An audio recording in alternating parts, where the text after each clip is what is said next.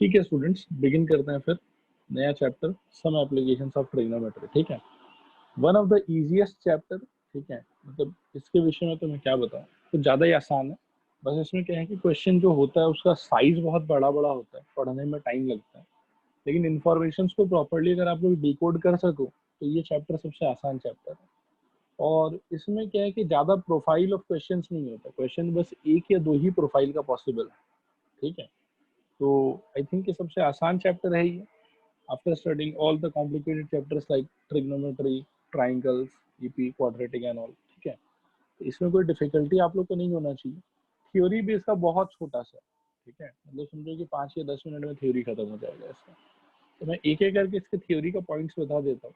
ठीक है, first of all इस चैप्टर में अंदर आगे बढ़ने से पहले मैं आप लोग को एक बात बता दूं कि आप लोग को जो फर्स्ट पॉइंट यहाँ पर याद रखना है वो है standard values of trigonometric ratios.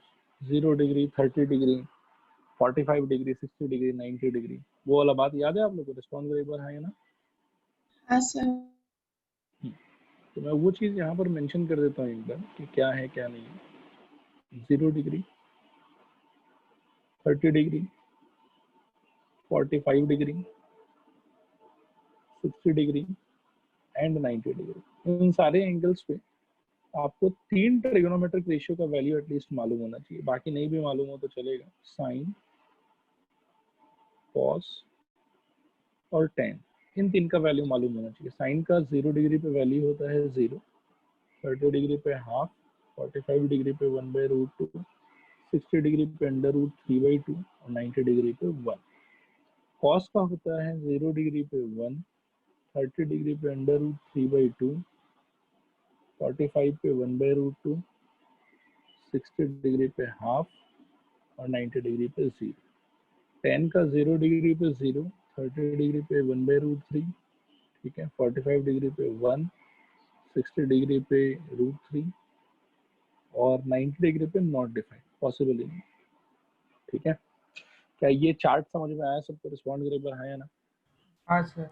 हाँ सर। हाँ सर। पहले से पढ़ा हुआ है जस्ट, लेकिन एक बार रिवाइज कराने के पर्पज से मैंने दोबारा आप लोग को बता दिया। ये आप लोग को चाहिए होगा पूरे चैप्टर में, कहीं पर भी ये सारा वैल्यू यूज हो सकता है, तो ये याद होना चाहिए। दूसरा है बेटा कुछ टर्मिनोलॉजीज। ठीक है, सेकेंड पॉइंट में हम लोग थोड़ा बहुत टर्म्स पढ़ेंगे जो बाकी चैप्टर्स में नहीं आता है। इस चैप्टर का स्पेशल है डेफिनेशंस। ठीक है, वो डेफिनेशंस में क्या क्या है देखो, मैं 2-3 पॉइंट डिस्कस करूंगा आप लोगों के साथ में। सपोज करो कि this is a human eye, okay, this is our retina and all. ठीक है, अभी मैं कुछ एक्सपीरियंस आप लोगों को करा रहा हूँ, थोड़ा ध्यान से आप लोग उसको करना और फील करने का ट्राई करना। क्या आप लोग सभी अभी सिटिंग पोजीशन पे हो? रिस्पॉन्ड करो एक बार, हाँ या ना। हाँ सर। ओके, तो अपने नेक को बेटा बिल्कुल भी बिना बेंड किए, एकदम जैसे नॉर्मल आपका नेक रहेगा ना, उस पोजीशन में नेक को रख के आप सीधा देखो क्या दिखाई दे रहा है, ये बताओ मेरे को। स्क्रीन। स्क्रीन दिखाई दे रहा है, स्क्रीन के अलावा और क्या दिखाई दे रहा है? वॉल वगैरह दिख रहा होगा कुछ? हाँ सर। हाँ सर। मतलब आपको अपने आई बॉल्स को बिल्कुल भी बेंड नहीं करना है।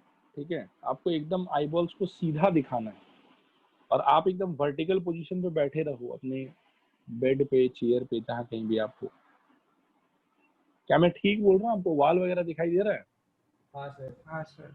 ओके, तो देखो बेटा, हम लोग का जो आंख है ना, आंख का एक प्रॉपर्टी है, ये आप लोगों ने शायद पढ़ा भी होगा कि हम लोग का आईज हमेशा स्ट्रेट देखता है, वो जिगजैग नहीं देख सकता है। क्या ये चीज मालूम है आप लोगों को? रिस्पॉन्ड करो हाँ या ना।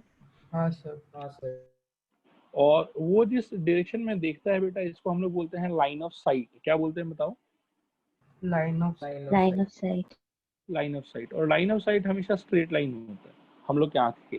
ठीक है, तो जब आप एकदम से नॉर्मल पोजीशन में बैठे हो और आपका आंख सीधा सीधा जहां तक देख पा रहा है, जो चीज देख पा रहा है, उसको हम लोग बोलेंगे लाइन ऑफ साइट। तो कॉमन नाम है इसका, ठीक है, लेकिन स्पेशल नाम भी है कि इसका कि if you are sitting in a normal position without your neck being bend, मतलब बिना आपके गर्दन को थोड़ा सा भी टेढ़ा या बेका किए, सीधा सीधा आपका गर्दन एकदम रहेगा बिल्कुल से और आपका आंख जो सीधा देख पाएगा उस टाइम पे, उसको बोला जाता है horizontal.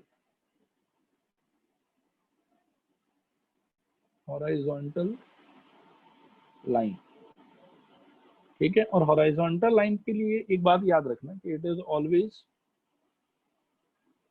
Parallel to the ground. देखो ये बात आया समझ, नहीं आया समझ? हाँ सर। अब बेटा मैं एक दूसरा एक्सरसाइज प्रपोज कर रहा हूँ, ठीक है। ये थोड़ा करने का ट्राई करना। थोड़ा सा आप अपने सीलिंग के तरफ देखो, मतलब फैन के तरफ जो ऊपर लटका हुआ है, देख पा रहे हो? यस। फैन की तरफ देखने के लिए बेटा आपको लगता है कि आपको अपने गर्दन को ऊपर के डायरेक्शन में मोड़ना पड़ा, बेंड करना पड़ा? हाँ सर। हाँ सर। तो बेंड करने के बाद जो बेटा आपका लाइन ऑफ साइट बनेगा, क्या आपको वो लगता है कि हॉराइजॉन्टल के कंपैरिजन में कुछ इस टाइप का होगा?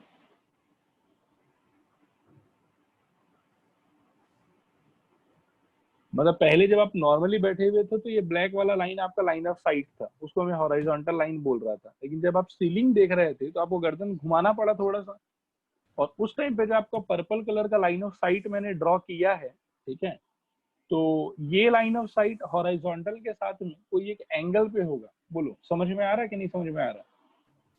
आ रहा है सर। हाँ हाँ सर। सर। सर। हम्म। तो मैं कह रहा हूं कि अगर आप अपने गर्दन को ऊपर की तरफ बेंड करते हो तो आपका लाइन ऑफ साइट ऊपर की तरफ होगा। यहाँ पर उसको मैंने पर्पल कलर के लाइन से ड्रॉ कर रखा है, और मेरा कहना है कि ये line of site horizontal line के साथ में सर्टेन एंगल पे होगा, measured in anti clockwise direction. क्या ये वाला बात क्लियर है? रिस्पॉन्ड करो हाँ या ना। हाँ सर।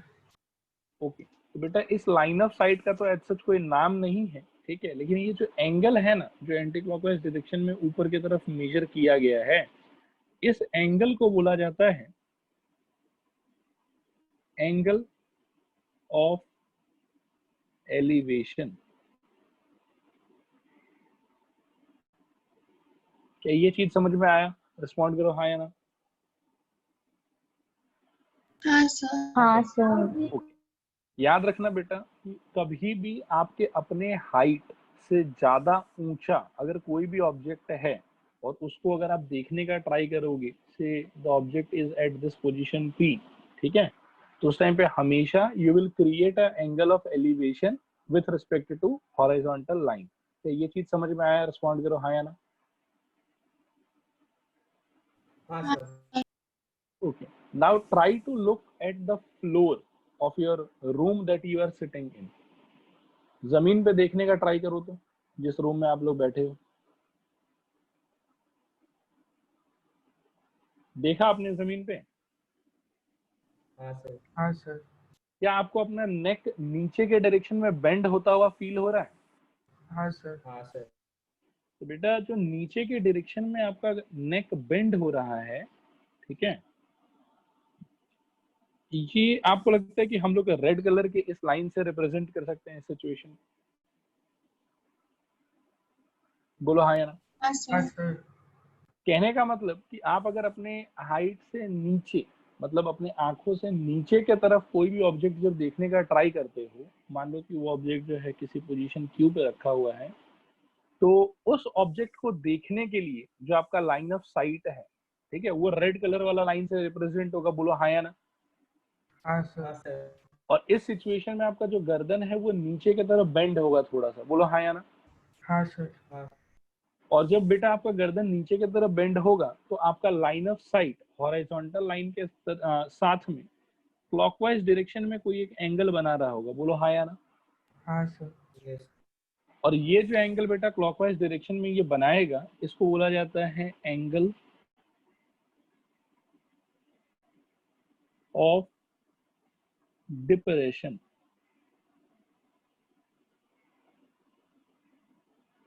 क्या ये दोनों टर्मिनोलॉजी समझ में आया? बोलो हाँ या ना। Yes sir. इसको थोड़ा और बढ़िया से लिख देता हूँ।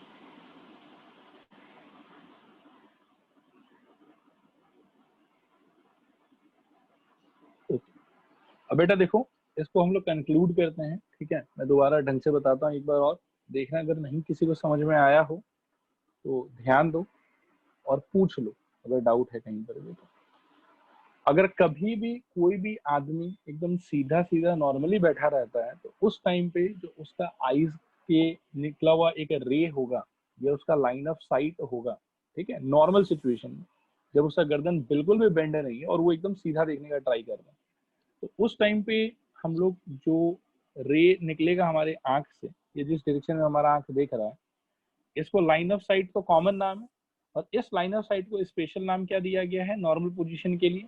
Horizontal line. क्या ये बात समझ में आ रहा है? बोला हाँ या ना? Yes sir. नेक अगर ऊपर की तरफ बेंड रहे उस टाइम पे जो लाइन ऑफ साइट होगा हम लोग का, उस लाइन ऑफ साइट के लिए जो एंगल क्रिएट होगा हॉरिजॉन्टल लाइन के कंपैरिजन में, उसको क्या बोला जाएगा? Angle of elevation. Angle of elevation.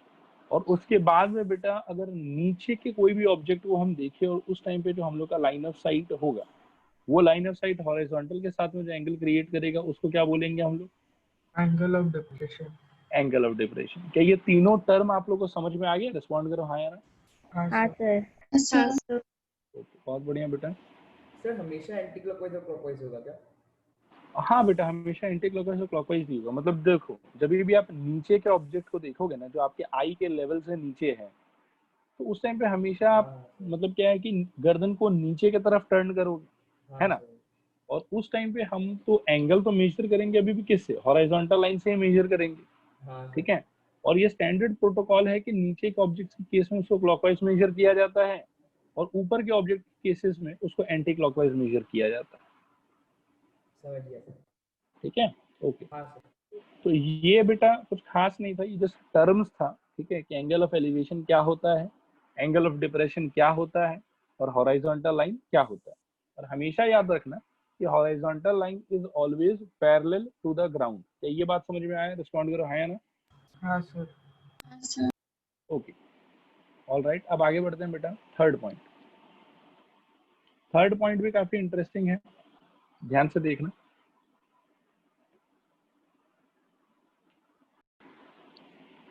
चलो स्टूडेंट्स, अब तीसरा पॉइंट डिस्कस करते हैं हम लोग। तीसरा पॉइंट काफी आसान और इंटरेस्टिंग पॉइंट है। तीसरे पॉइंट में मैं आपको क्या समझाना चाहता हूँ कि जब कभी भी इस चैप्टर का कोई भी क्वेश्चन आप करोगे, एकदम ध्यान से सुनना, ठीक है, एक एक वर्ड बहुत इंपॉर्टेंट है। जब कभी भी इस चैप्टर का आप कोई भी सवाल सॉल्व करने का ट्राई करोगे तो आपको ना उससे रिलेटेड एक ड्रॉ करना पड़ेगा रफ डायग्राम, हर हमेशा।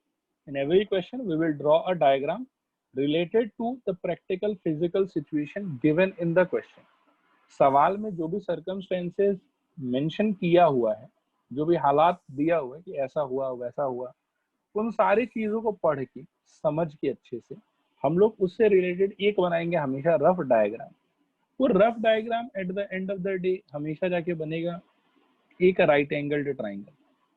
क्या ये बात समझ में आ रहा है? रिस्पॉन्ड करो हाँ या ना। हाँ सर। ओके, राइट एंगल ट्राइंगल में बेटा अगर ध्यान से मैं देखूं तो दो इंपॉर्टेंट पैरामीटर है। एक पैरामीटर है साइड्स, ठीक है, और एक पैरामीटर है एंगल, ठीक है। तो आप देखोगे कि साइड्स के केस में आपके पास में टोटल कितना साइड है? यहाँ पर 3 साइड है, 3। ठीक है। तो वो डायरेक्टली या इनडायरेक्टली आपको इस 3 में से किसी एक का वैल्यू बता देगा। या तो हाइपोटेन्यूज का बता देगा, या तो बेस का बता देगा, या फिर परपेंडिकुलर का बता देगा, ठीक है। और साथ में आपको एक एंगल बता देगा, ठीक है। तो कहने का मतलब है कि देखो क्या होगा, जैसे पहले ना थोड़ा सा ट्रिग्नोमेट्रिक रेशियोज को भी रिवाइज कर लेते हैं। मान लो कि अगर ये एंगल थीटा है तो ये उसके करेस्पॉन्डिंग बेस बनेगा, ये परपेंडिकुलर बनेगा और ये हाइपोटेन्यूज बनेगा, ठीक है। साइन थीटा का डेफिनेशन एक बार आपको रिकॉल कराओ तो क्या था? E by h। हाइपोटेन्यूज। फिर कॉस थीटा का डेफिनेशन क्या था? Base by hypotenuse. Base by hypotenuse. और tan थीटा का डेफिनेशन क्या था? Perpendicular by base. Perpendicular by base, ठीक है। अब मैं जो कहने जा रहा हूँ उसको ध्यान से सुनना, तभी आप पूरे चैप्टर में क्वेश्चंस को प्रॉपर्ली रिलेट कर पाओगे, ठीक है, थ्योरी के साथ ही। मैं ये कह रहा हूँ बेटा कि जो भी फिजिकल सर्कमस्टेंसेस आपको सवाल में दिया हुआ होगा उसको जब आप प्रॉपर्ली ड्रॉ करने का ट्राई करोगे तो आपके हाथ लास्ट में क्या लगेगा, आपके हाथ लगेगा एक राइट एंगल ट्राइंगल, हर हमेशा। मतलब कोई भी क्वेश्चन में इसका आप समझो कि एक्सेप्शन नहीं होगा, हर क्वेश्चन में यही होगा कि आप क्वेश्चन पढ़ो प्रॉपर्ली, उसका एक रफ डायग्राम बनाओ, rough diagram will be in the shape of right angle triangle always in every question. Okay, उसके बाद में आप देखो कि किसी भी एक ट्रिग्नोमेट्रिक रेशियोज में टोटल 3 समान इन्वॉल्व होता है। एक इन्वॉल्व होता है एंगल और 2 इन्वॉल्व होता है उसका साइड। हर एक ट्रिग्नोमेट्रिक रेशियो में आप इन जनरल यही वाला पैटर्न नोटिस करोगे कि in every trigonometric ratio there is one acute angle involved in the ratio and the other 2 are sides. बोलो स्टूडेंट्स, आ रहा समझ, नहीं आ रहा समझ? हाँ हाँ sir. And out of these 3 things, one angle and 2 sides, आपको कोई भी 2 समान क्वेश्चन में दिया हुआ रहेगा और तीसरा समान आपसे क्वेश्चन में पूछा हुआ रहेगा। क्या ये चीज समझ में आया? बोलो हाँ या नहीं। हाँ सर। मतलब टोटल सामान कितना है? 3। क्या क्या? एक एंगल, 2 साइड, ठीक है। और क्या होगा हमारे साथ में, हमको इस 3 समान में से कोई 2 समान दिया हुआ रहेगा और एक समान हमसे पूछा हुआ रहेगा। सपोज करो कि कभी हमको P दे दिया, एंगल दे दिया और बोलेगा कि H बताओ, ठीक है। स्टूडेंट्स, आ रहा है आप लोगों को समझ में कि क्वेश्चन कैसा आएगा? रिस्पॉन्ड करो हाँ या ना। हाँ सर। ओके। और यहाँ पर बेटा एक और चीज बहुत ही ट्रिकी और बहुत ही इंपॉर्टेंट है कि हर क्वेश्चन में हर ट्रिग्नोमेट्रिक रेशियो आपके काम नहीं आएगा। आपको ये चीज समझना पड़ेगा कि किसी सवाल में अगर सपोज करो कि परपेंडिकुलर दिया है, एंगल दिया है और हाइपोटेन्यूज पूछा है, तो आपको खुद से ये चीज जज करना पड़ेगा और वहां पे एक कॉल लेना पड़ेगा आपको कि हमको यूज क्या करना है यहाँ पर, साइन थीटा। क्योंकि sine theta is the trigonometric ratio that will relate angle with perpendicular with hypotenuse. बोलो स्टूडेंट्स, ये बात आ रहा है समझ कि नहीं आ रहा है समझ? हाँ सर। ओके, अब मैं इसको थोड़ा छुपा देता हूँ और ऐसे रैंडम कुछ क्वेश्चंस आप लोगों से पूछता हूँ। सपोज करो कि परपेंडिकुलर दिया है, एंगल दिया है और बेस पूछा है, तो कौन सा ट्रिग्नोमेट्रिक रेशियो होना चाहिए? tan theta. tan theta. एकदम क्लियर है, क्योंकि इन तीनों को रिलेट कौन करता है? tan थीटा ही रिलेट करता है। बोलो स्टूडेंट्स, आ रहा समझ, नहीं आ रहा समझ? हाँ सर। ओके, बेस दिया है, हाइपोटेन्यूज दिया है, एंगल पूछा है, tan theta. cos theta. बोलो स्टूडेंट्स, cos के tan, cos थीटा। आ रहा समझ कि नहीं आ रहा समझ? रिस्पॉन्ड करो एक बार हाँ या ना। हाँ हाँ सर। सर। तो ये वाला बेटा बहुत ही इंपॉर्टेंट थॉट प्रोसेस है इसका। मैं एक बार और नटशेल में रिपीट कर देता हूँ। कोई भी क्वेश्चन पढ़ेंगे, सर्कमस्टेंस को समझेंगे, कंडीशंस को प्रॉपर्ली ट्रेस करने के बाद में हाथ क्या लगेगा? एक राइट एंगल ट्राइंगल, ठीक है। राइट एंगल ट्राइंगल के अंदर में आप देखोगे कि कोई भी 2 समान आपको दिया हुआ है, या तो 2 साइड आपको देगा, एंगल आपसे पूछ लेगा, या फिर सपोज करो कि एक साइड देगा, एंगल देगा और एक और साइड पूछ लेगा। इस टाइप से काम होगा, क्योंकि हम देख रहे हैं कि ट्रिग्नोमेट्रिक रेशियो के डेफिनेशन में टोटल कितना समान इन्वॉल्व है? 3। उस 3 में से 2 का इंफॉर्मेशन आपको दिया जाएगा और तीसरा का इंफॉर्मेशन आपसे पूछा जाएगा। और ये निकालने के लिए थर्ड चीज का इंफॉर्मेशन आपको बहुत ही इंटेलिजेंट तरीके से प्रॉपर ट्रिग्नोमेट्रिक रेशियो चूज करना है कि उस सिचुएशन में आप किसको अप्लाई करने वाले हो।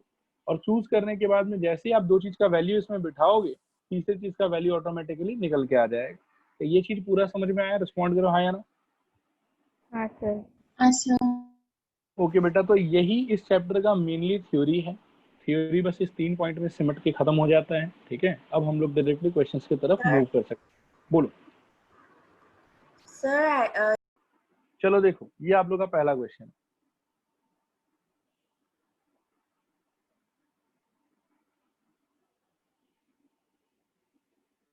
सो पढ़ो सब लोग।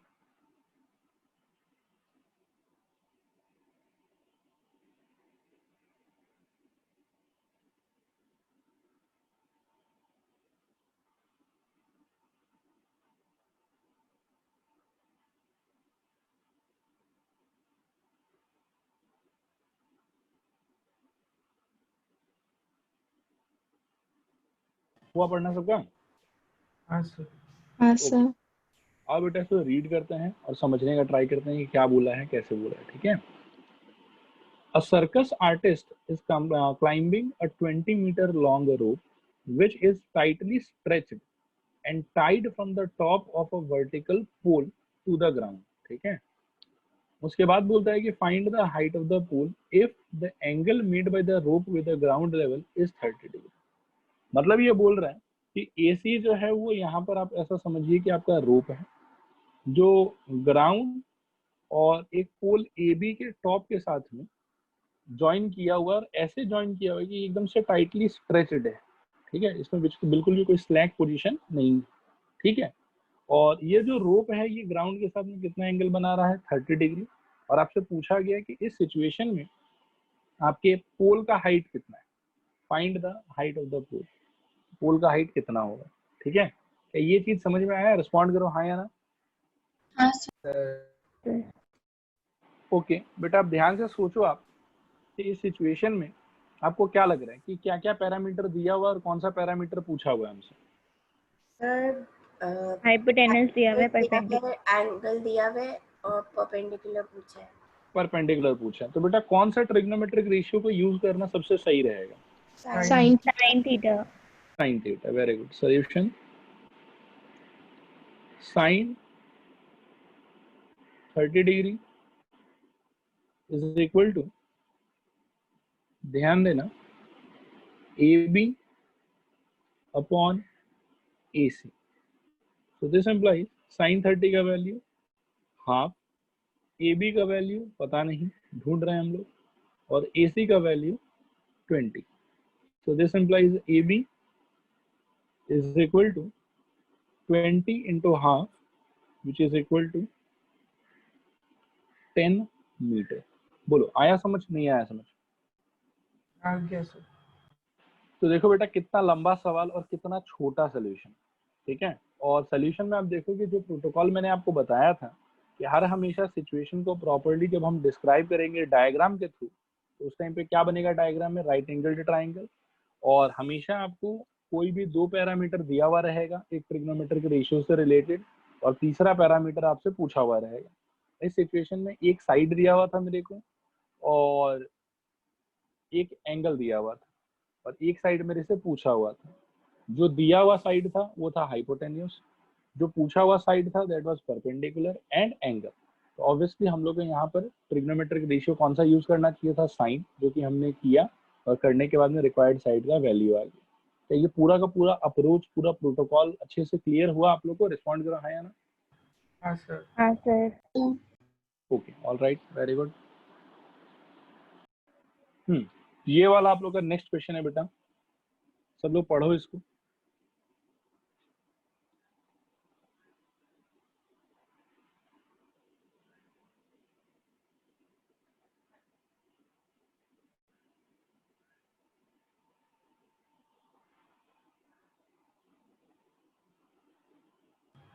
सर 8 मीटर बेस है ना? मैं डायग्राम बनाऊंगा बेटा, उसके अंदर में हम लोग प्रॉपर्ली कमेंट करेंगे कौन 8 मीटर है। ठीक है, अभी ऐसे बेस बेस बोलना थोड़ा गलत रहेगा। ठीक है। ओके, पढ़ना हो गया सबका? रिस्पॉन्ड करें एक बार हाँ या ना। Yes sir. Yes sir. अब एकदम ध्यान से बेटा देखो, मैं इसका फोटो वोटो बनाता हूँ, कुछ नहीं समझ में आया तो पूछना। सबसे पहले ये ब्लैक कलर का समझो कि आपका ग्राउंड है। ठीक है, इसमें सपोज करो बेटा कि पर्पल कलर का कोई एक बहुत बड़ा सा यहाँ पर ट्री था। ठीक है, फिर क्या हुआ, फिर बहुत हवा चला, बहुत सारा विंड आया यहाँ पर, और पेड़ का जो ट्रंक था वो इतना ज्यादा मजबूत नहीं था, तो किसी एक पॉइंट के अबाउट, इस पॉइंट को मैं रेड कलर से मार्क कर देता हूँ, इस पॉइंट के अबाउट पेड़ टूट गया। टूट गया मतलब ये चीज नीचे की तरफ गिर गया। तो जो नेक्स्ट फाइनल सिचुएशन क्रिएट हुआ उसमें ये रेड पॉइंट तक तो अभी भी पेड़ इंटैक्ट है। ठीक है, लेकिन रेड पॉइंट से जो ऊपर वाला पार्ट था वो पार्ट अब ऊपर नहीं है, वो पार्ट अब ग्राउंड पे गिर गया, वो ऐसा हो गया। क्या ये चीज सबको समझ में आया? रिस्पॉन्ड करो हाँ या ना। हाँ सर। ओके, ये गिरने के बाद बेटा आपको ऐसा लग रहा है कि एक राइट एंगल ट्राइंगल यहाँ पर क्रिएट हो गया है? हाँ sir.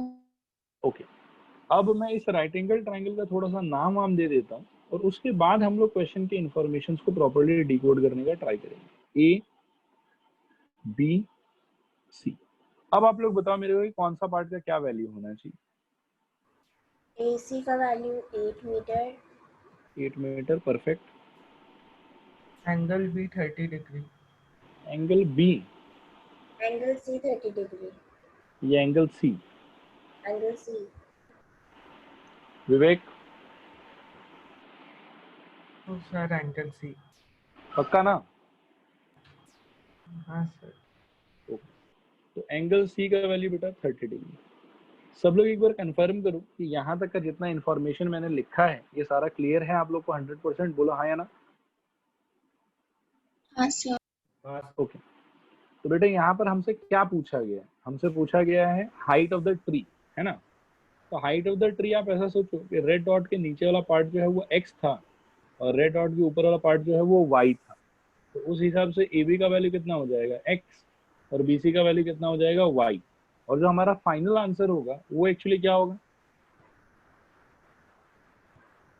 X plus Y. x plus Y, correct. Final answer हमारा क्या हो जाएगा? x plus Y. तो पहले हमको x ढूंढना है और फिर हमको y ढूंढना है, ठीक है। अब आओ दिमाग लगाते हैं कि कैसे x ढूंढ सकते हैं और कैसे हम लोग y ढूंढ सकते हैं।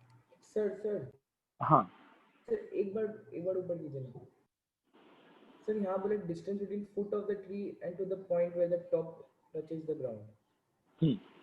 तो टॉप तो बी हो गया ना? नहीं बेटा, टॉप जब हवा चलने के पहले का जो टॉप था, ओह अच्छा ठीक है सर। ठीक है, तो वो तो सी ही होगा। हाँ सर। ओके, चलो अब हम लोग कोशिश करेंगे बेटा कि कैसे x ढूंढ सकते हैं और कैसे हम लोग y ढूंढ सकते हैं।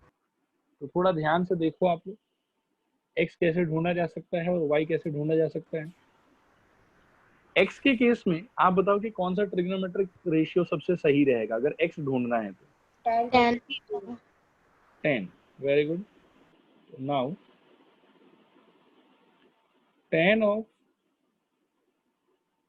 30 degree is equal to AB upon AC. This implies 1 by root 3 is equal to x AB upon AC। AC का वैल्यू हो जाएगा 8। रिस्पॉन्ड करो, आया समझ नहीं आया समझ? आ गया। ओके, तो यहाँ से बेटा x का वैल्यू कितना हो जाएगा?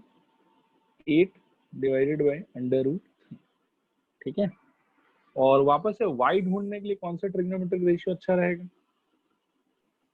cos theta, cos theta. ऐसा क्यों बोल रहे हो cos थीटा? क्योंकि सर बेस दिया हुआ है और आपका एंगल दिया हुआ है और हाइपोटेनस पूछ रहे हैं। हाइपोटेनस पूछा हुआ, वेरी गुड बेटा। तो इन तीनों को रिलेट करने वाला कौन है? cos। तो ये हो जाएगा cos 30 degree is equal to AC divided by BC। This implies, हाँ बोलो। सर हम लोग पाइथागोरस थ्योरम से भी तो निकाल सकते हैं। बेटा वही बात है कि मतलब थोड़ा सा ज़्यादा लेंदी हो जाएगा उसके के थ्रू कैलकुलेशन, ठीक है। और ऐसे भी जो चैप्टर का नाम है वो है एप्लीकेशंस ऑफ ट्रिगोनोमेट्री। तो कोशिश हम लोग को ये करना चाहिए कि जितना ज़्यादा हो सके ट्रिगोनोमेट्री के थ्रू ही निकालें। हालांकि ठीक है, ये अप्रोच भी करेक्ट है, गलत नहीं है कि दो साइड का वैल्यू पता चल गया तो फिर पाइथागोरस यूज कर लो। एनीवेज, यहाँ तक समझ में आ रहा है सबको? रिस्पॉन्ड करो एक बार हाँ या ना। हाँ सर। ओके, इसके बाद बेटा y का वैल्यू कितना हो जाएगा? 8 into 2 divided by under root. यहाँ से y का फाइनल वैल्यू 16 अपॉन रूट 3। और जो हमारा आंसर है height of the tree, therefore required answer is equal to x plus y which is equal to 8 by root 3 plus 16 by root 3 which is equal to 24 upon root 3, ठीक है। अब इसके answer पे पहुंचने के बाद में एक और प्रोटोकॉल है मैथमेटिक्स में जिसके विषय में मैं आप लोगों के साथ में डिस्कस करना चाहूंगा। द प्रोटोकॉल इज कि कभी भी अगर आपके फाइनल आंसर के डिनोमिनेटर में रूट आता है, ठीक है, तो वो चीज को मैथ्स में बहुत ज्यादा अच्छा नहीं माना जाता है। मैथ्स में उसको क्या किया जाता है कि रेशनलाइज करके नीचे से रूट को हटाने का ट्राई किया जाता है। मैं दोबारा रिपीट कर रहा हूँ, अगर कभी भी आपके फाइनल आंसर में रूट आ रहा है वो भी डिनोमिनेटर में, तो स्टैंडर्ड प्रोटोकॉल ये है कि रेशनलाइज करके उस रूट को हटाने का कोशिश किया जाए। क्या ये बात समझ में आया? बोलो हाँ या नहीं। हाँ सर। तो यहाँ पर बेटा रेशनलाइज करने के लिए क्या होगा कि ऊपर नीचे हम √3 का मल्टीप्लीकेशन करेंगे। 24 इंटू √3 ऊपर और √3 इंटू √3 नीचे, मतलब नीचे ऊपर हमने किससे मल्टीप्लाई करा? √3 से। ऐसा करने पे देखो क्या होगा, नीचे आपको मिल जाएगा 3 और ऊपर आपको मिल जाएगा 24 √3। फिर यहाँ पे 3 और 24 को आप कैंसिल भी कर सकते हो और अल्टीमेटली आपको क्या मिलेगा यहाँ पर 8 √3। ये है आपका रिक्वायर्ड आंसर। और यूनिट जो है इसका, सिंस सारा चीज मीटर में दिया हुआ था, इसका भी यूनिट क्या हो जाएगा? मीटर। बोलो स्टूडेंट्स, आया समझ नहीं आया समझ? यस। ओके, तो इसके साथ बेटा क्वेश्चन नंबर 2 जो है वो हो गया हम लोग का कंप्लीट। देखो ये है आप लोग का नेक्स्ट क्वेश्चन, पढ़ो इसको सब लोग।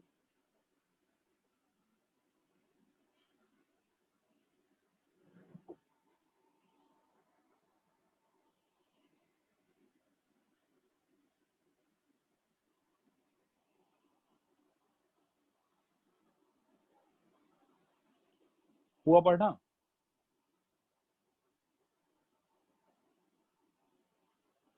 हाँ सर। ओके, आओ बेटा करें इसको भी डिस्कस। देखो क्या दिया हुआ है, a contractor plans to install 2 slides for children to play in a park. For the children below the age of 5 years, she prefers to have a slide whose top is at a height of 1.5 meter and is inclined at an angle of 30 degree to the ground. Whereas for elder children, she wants to have a steep slide at a height of 3 meter and inclined at an angle of 60 degree to the ground. What should be the length of the slide in each case? ठीक है, तो एक बात तो पक्का है कि ये जिस टाइप के स्लाइड के विषय में बात कर रहे हैं वो स्लाइड होगा तो ट्राइंगल के शेप में। बोलो आ रहा समझ कि नहीं आ रहा समझ? हाँ सर। हाँ सर। और ट्राइंगल भी कोई ऐसा वैसा ट्राइंगल नहीं, राइट एंगल ट्राइंगल ही होगा। ठीक है, तो एक क्या है कि बेटा छोटा स्लाइड होगा और एक होगा बड़ा स्लाइड। ठीक है, रिस्पॉन्ड करो, आ रहा समझ नहीं आ रहा समझ? हाँ सर। ओके, मैं पहले ट्राइंगल को नाम दे देता हूँ बेटा ABC और दूसरे वाले को नाम दे देता हूँ PQR। ठीक है, अब एकदम आराम से ध्यान से सोचना और बताना मेरे को। फर्स्ट वाले में जो मैंने बनाया है डायग्राम, वो आप ऐसा समझो कि बच्चा लोग वाला स्लाइड है, और PQR ट्राइंगल का जो डायग्राम मैंने बनाया है वो बड़ा लोग वाला स्लाइड है। ठीक है, तो बच्चे लोग वाले स्लाइड में AB यहाँ पर क्या रिप्रेजेंट करेगा बताओ? Ground, correct. और बेटा जो भी इंफॉर्मेशन आपको दिया हुआ है 1.5 मीटर हाइट का, वो इंफॉर्मेशन किसके लिए है? AC के लिए, AB के लिए, BC के लिए? AC। Perfectly correct, AC 1.5। और जो एंगल दिया हुआ 30 डिग्री वो कौन बनेगा? एंगल C की angle B? Angle B। Angle B। और कौन सा साइड हम लोग को यहाँ पर चाहिए? BC, AB, CB।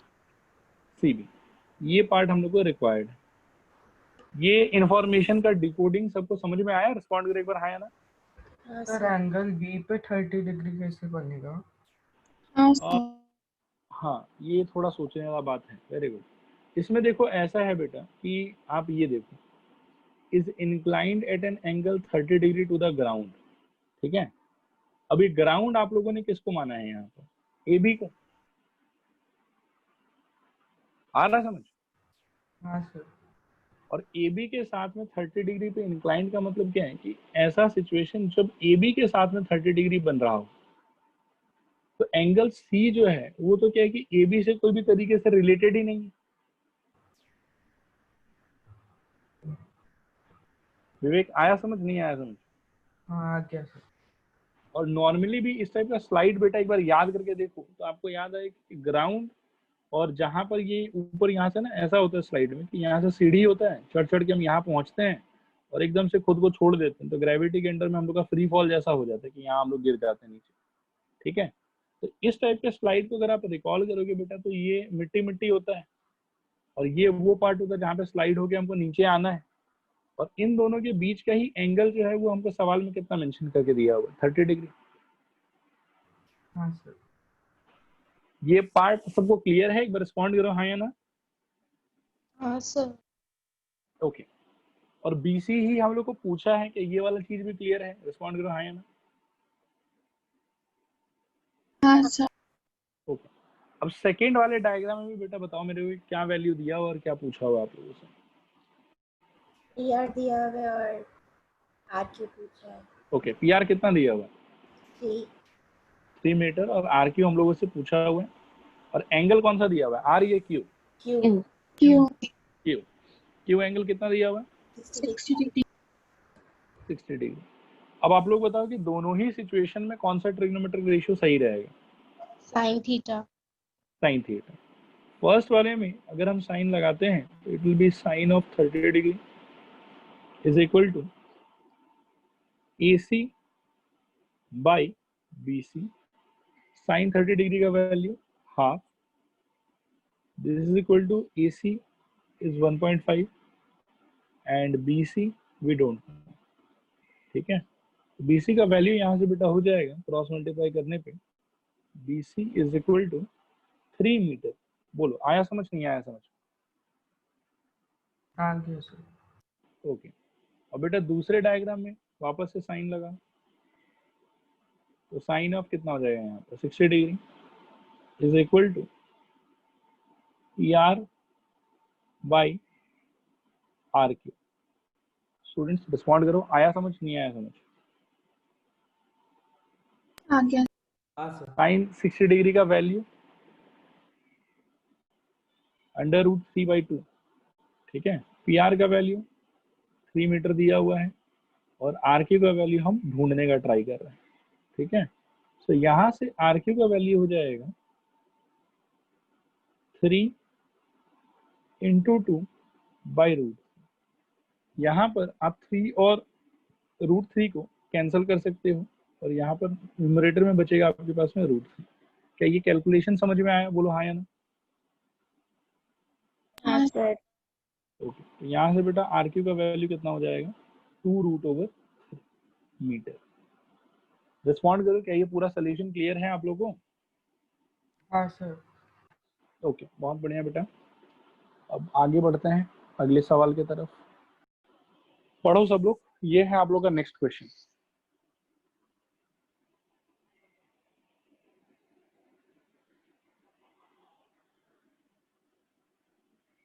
हुआ पढ़ना? हाँ sir.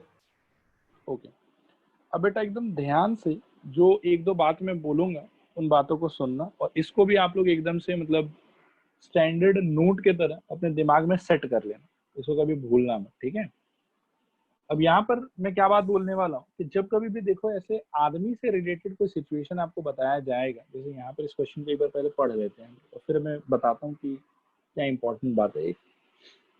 The angle of elevation of the top of a tower from a point on the ground, ठीक है, which is 30 meter away from the foot of the tower is 30 degree. Find the height of the tower.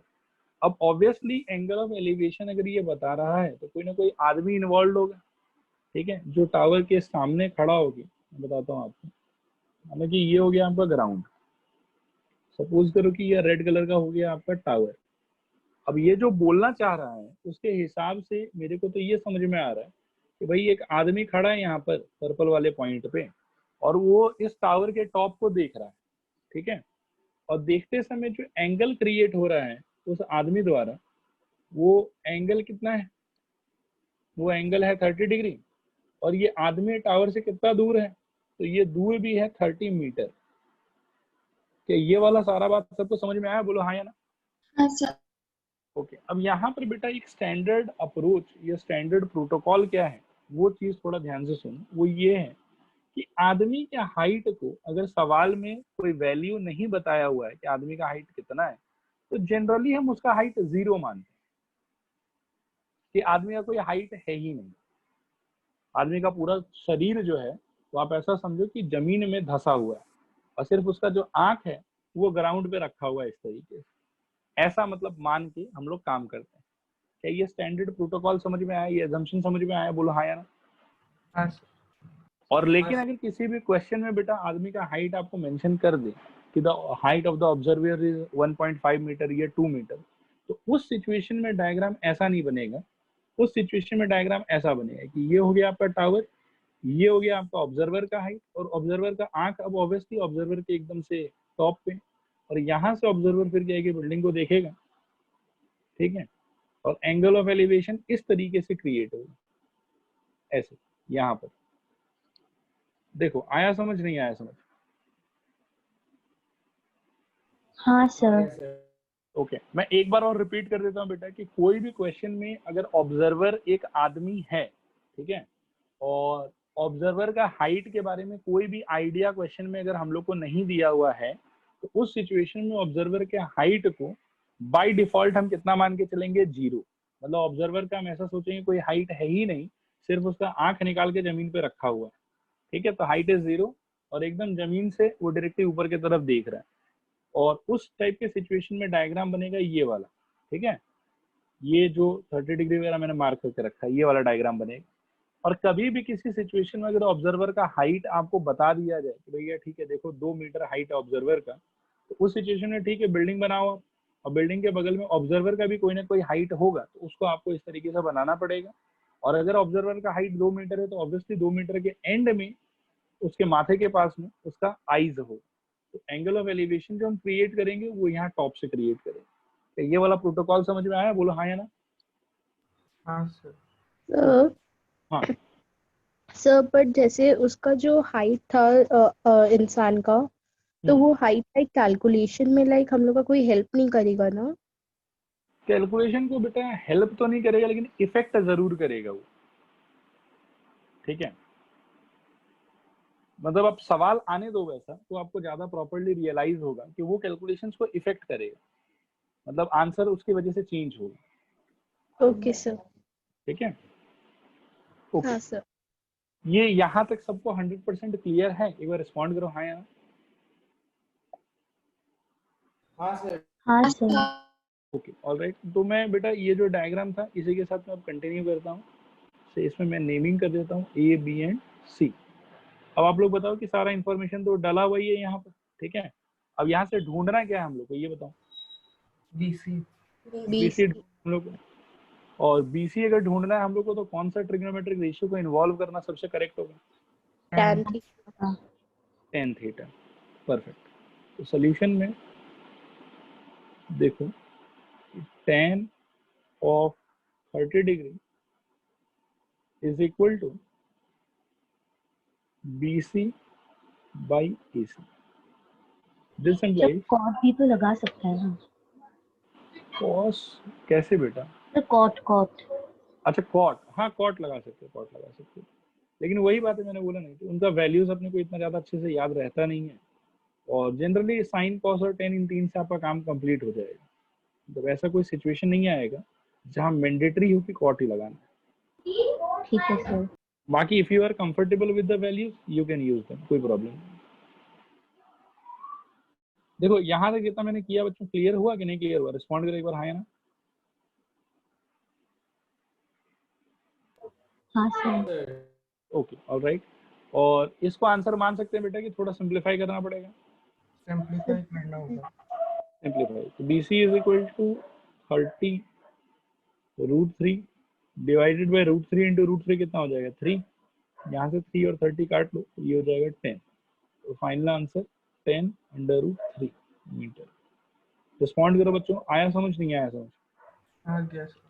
Sir हाँ sir like कभी भी ऐसा इसमें नहीं possible है ना कि लाइक दूसरा ट्रायंगल आएगा या खाली राइट एंगल ट्रायंगल ही आएगा?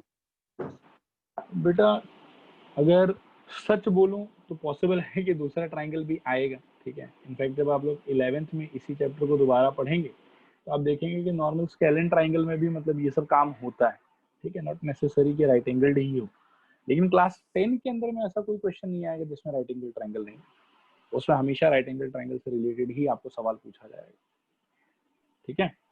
Okay sir. बट जब आप लोग 11th में जाके उस चैप्टर को दोबारा पढ़ोगे ना, तो वहाँ पे और भी चीज पहले आपको पढ़ाया जाएगा इन ट्रिग्नोमेट्री, ठीक है। और फिर पूरा एक प्रॉपर पार्ट है इस चीज से रिलेटेड, इसका नाम है सोल्यूशन ऑफ ट्राइंगल्स। बहुत ही मतलब मजेदार पार्ट है उसमें, मतलब अच्छा लगता है स्टूडेंट लोग को वो पढ़ के, ठीक है।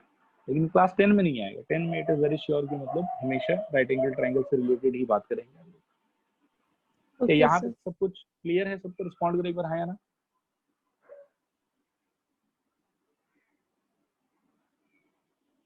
स्टूडेंट्स, यहाँ तक हर एक चीज क्लियर है आप लोग को? हाँ हाँ सर। सर। Okay, alright. ये है आप लोग का नेक्स्ट क्वेश्चन, पढ़ो इसको ध्यान से, फिर सॉल्व करने का ट्राई करते हैं।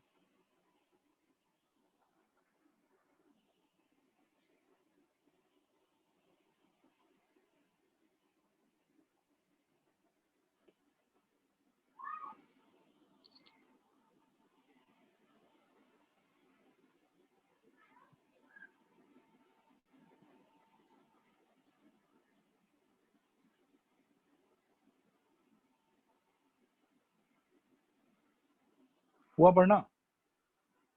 हाँ सर। हाँ सर। ओके, सोचो कि बेटा मैंने ये डायग्राम बनाया है ABC, इसमें कौन से पार्ट को हम क्या सोच सकते हैं ऑब्जेक्ट के हिसाब से? कौन किसको रिप्रेजेंट करेगा, पहले वो बताओ। 60 सर नहीं 60। न्यूमेरिकल वैल्यू नहीं बेटा, वैल्यू बाद में। पहले या काइट। आप ये सोचो कि यहाँ पर कौन सा साइड किस ऑब्जेक्ट को रिप्रेजेंट कर रहा है। AB क्या रिप्रेजेंट करेगा? Ground. Sir ground. Ground, correct, ground.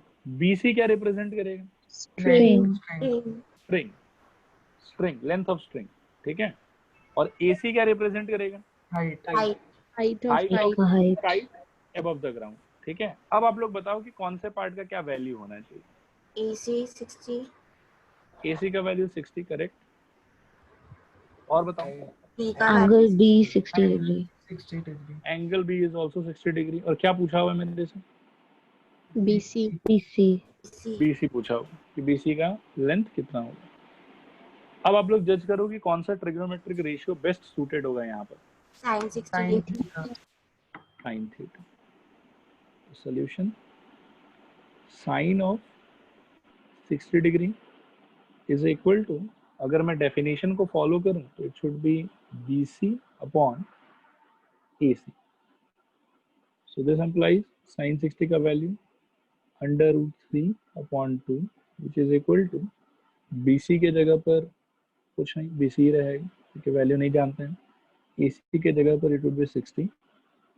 This implies BC equal, sir BC by AC कैसे है? AC by BC। Okay okay okay, technical error. AC by BC होगा, AC by BC। और AC का वैल्यू अपने को दिया हुआ है 60। This implies under root 3 by 2 is equal to 60 upon BC का वैल्यू नहीं पता, हम लोग को ढूंढ रहे हैं। So this implies BC is equal to 60 into 2 divided by root. Respond करो, यहाँ तक आया समझ, नहीं आया समझ? आ गया सर। ओके, सो फाइनली ये बेटा कितना हो जाएगा? 120 बाई रूट 3। और थोड़ा सिंप्लीफाई करोगे तो 120 रूट 3 डिवाइडेड बाई 3, और कट वट की कितना हो जाएगा? 40√3। रूट 3 मीटर, ठीक है। ये हो गया BC का वैल्यू। देखो क्या ये सोल्यूशन पूरा समझ में आया आप लोग को? ये नहीं आया समझ में? आ गया सर। आ गया सर। Okay, alright. चलो ये है आप लोग का नेक्स्ट क्वेश्चन, पढ़ो इसको।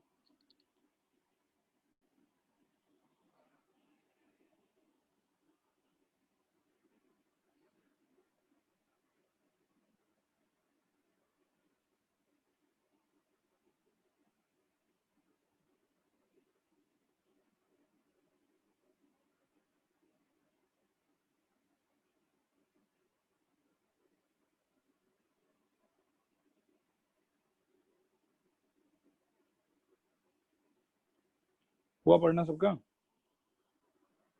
हाँ सर। ओके, इस बार बॉय का हाइट दिया है बेटा कि नहीं दिया है? दिया दिया है। दिया है, तो इस बार इसका हाइट 0 मानेंगे कि जितना दिया हुआ उतना मानना पड़ेगा? जितना ना दिया दिया है। जितना दिया हुआ उतना मानना पड़ेगा। परफेक्ट। एक चीज और है, थोड़ा सा मतलब इसको डिस्कस करने के पहले इन जनरल मेरे को आप लोग बताने का ट्राई करो। सपोज करो कि यहाँ पर एक टावर है, ठीक है, और एक आदमी इसको ना यहाँ से देख रहा है रेड वाले पॉइंट से, और एक आदमी ना इसको पर्पल वाले पॉइंट से देख रहा है। किसको देख रहा है? टावर के टॉप को देख रहा है, ठीक है, रेड पॉइंट से टावर का टॉप और पर्पल पॉइंट से टावर का टॉप। मेरे को आप लोग बताओ ऐसे मतलब प्रैक्टिकल सोच के कि कौन से पॉइंट से एंगल ऑफ एलिवेशन ज्यादा हो, रेड रेड पॉइंट से रेड की purple? Red red red. Red. और पर्पल से एंगल ऑफ एलिवेशन कम होगा। सही बोल रहा हूँ गलत बोल रहा हूँ? हाँ सर। हाँ सर। हाँ सर। Okay alright. तो ये चीज बेटा थोड़ा सा मतलब प्रैक्टिकल है, ये हम लोग को थोड़ा सा दिमाग में याद रखना चाहिए। चलो आओ अब इस सवाल को करते हैं। बॉय का हाइट है 1.5, is standing at some distance from a 30 metre tall building. Okay, the angle of elevation from his eyes to the top of the building increases from 30 degree to 60 degree as he walks towards the building। मतलब initially वो 30 degree था, और जब वो building के पास जा रहा था धीरे धीरे, तभी भी मैंने आप लोगों से डिस्कस किया कि जितना ज्यादा आप पास जाओगे एंगल ऑफ एलिवेशन उतना बढ़ता है। तो जैसे जैसे वो पास गया वैसे वैसे उसका एंगल ऑफ एलिवेशन बढ़ता गया, और बढ़ के कितना हो गया? 60 डिग्री हो गया।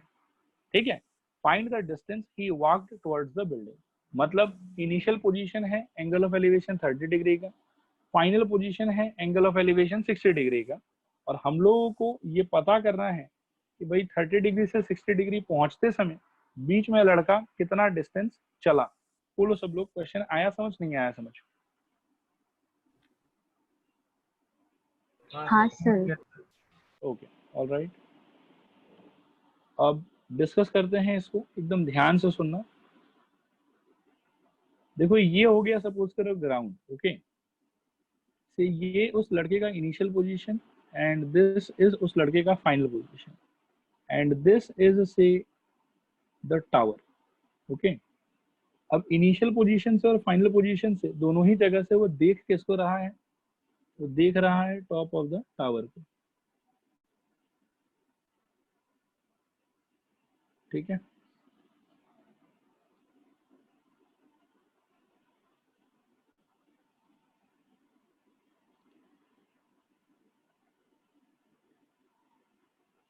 देखो क्या यहाँ तक सारा डायग्राम समझ में आया आप लोगों को? रिस्पॉन्ड करो एक बार, हाँ या ना? हाँ सर। Okay, A B C D E F G इस तरीके से हम मार्क कर देते हैं। ठीक है, आपको लगता है कि एंगल ई एफ जी का वैल्यू 30 डिग्री होना चाहिए, हाँ सर। और एंगल ई जी डी का वैल्यू 60 डिग्री होना चाहिए। स्टूडेंट्स रिस्पॉन्ड करो, क्लियर है नहीं क्लियर है?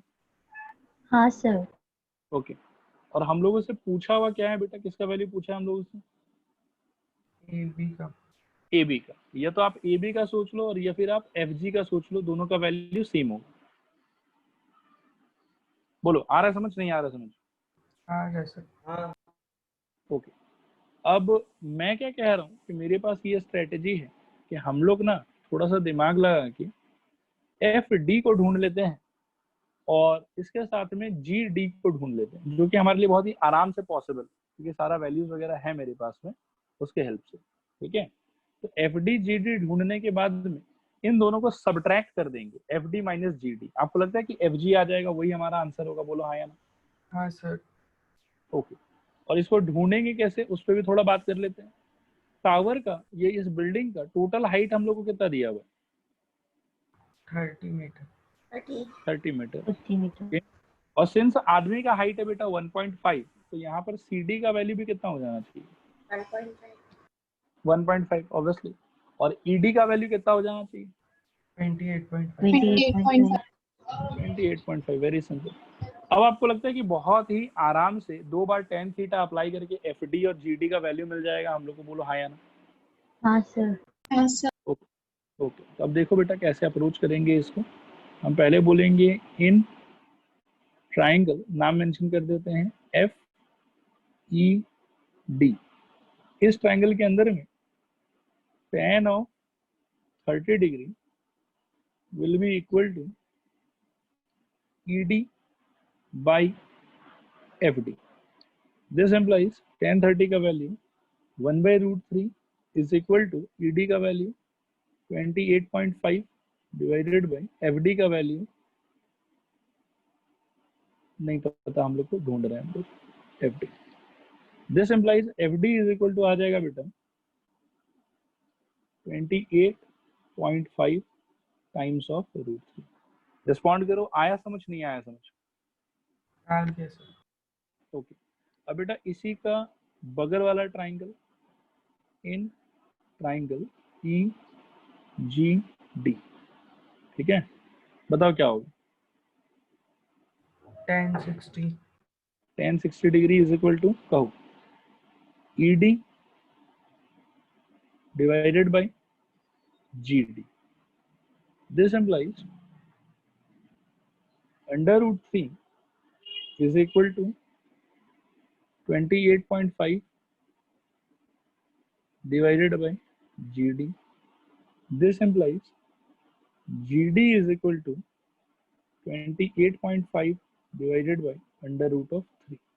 रिस्पॉन्ड करो बच्चों, यहाँ तक क्लियर है नहीं क्लियर है? क्लियर है सर। क्लियर है। ओके, और हमारा फाइनल आंसर क्या होना चाहिए? इन दोनों का डिफरेंस। बोलो, आ रहा समझ नहीं आ रहा समझ? हाँ सर, आ रहे आ रहा है सर। ओके, तो रिक्वायर्ड सर आंसर सर एक कंप्लीट कर लेते हैं फिर आप बोलना। हाँ, okay sir. FD minus GD, this is equal to 28.5 √3 minus 28.5 divided by, ठीक है, यहाँ से अपन 28.5 इजिली कॉमन ले सकते हैं और अंदर बचेगा √3 minus 1/√3। This is equal to, देखना ध्यान से, 28.5 और अंदर अगर एलसीएम खेलते हो तो ये हो जाएगा 3 - 1 डिवाइडेड बाय √3। तो this is equal to 28.5 into 2 divided by √3। ये हो जाएगा 57 डिवाइडेड बाय √3। रैशनलाइज करोगे तो 57√3 divided by 3, this is equal to 19√3।